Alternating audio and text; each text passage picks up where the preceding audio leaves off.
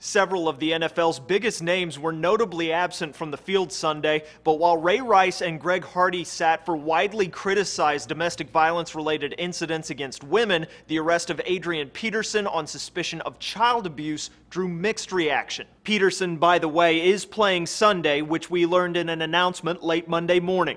Late last week, Sports Radio 610 in Houston obtained the police report on Peterson, along with photos of the cuts and bruises on his son's legs and other parts of his body. Newsy has chosen not to show those photos. Police say Peterson told investigators he hit his son with a switch in May after the 4-year-old boy shoved another child. He turned himself into Montgomery County officials in Texas over the weekend on a charge of negligent injury to a child and quickly posted bond. Peterson also hasn't denied hitting the boy. In a statement now widely cited by media outlets, his attorney wrote, "Adrian is a loving father who used his judgment as a parent to discipline his son.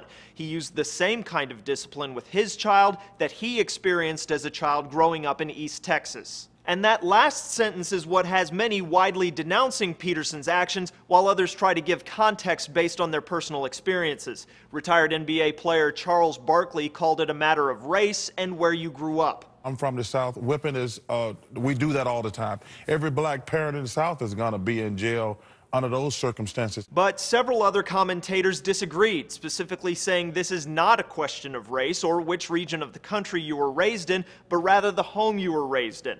ESPN's Chris Carter hinted his mother hit him, and Mike Ditka outright said his father did so, and they contradicted each other while they were at it. My mom did the best job she could do, raising 7 kids by herself.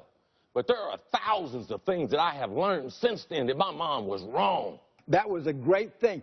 I didn't like it. I cried, but every time I got it. That from 2 NFL Hall of Famers and an NBA Hall of Famer, 3 role models of a previous generation, to say nothing of arguably the best running back carrying a football right now.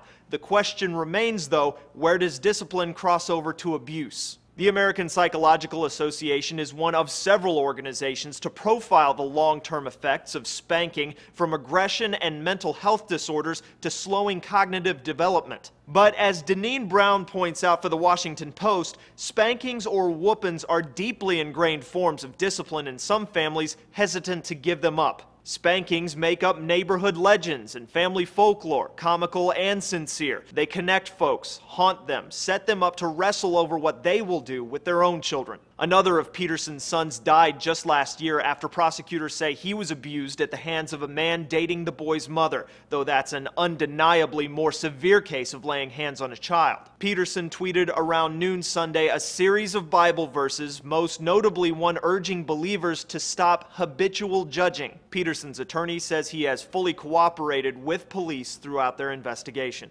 For Newsy, I'm Cliff Judy.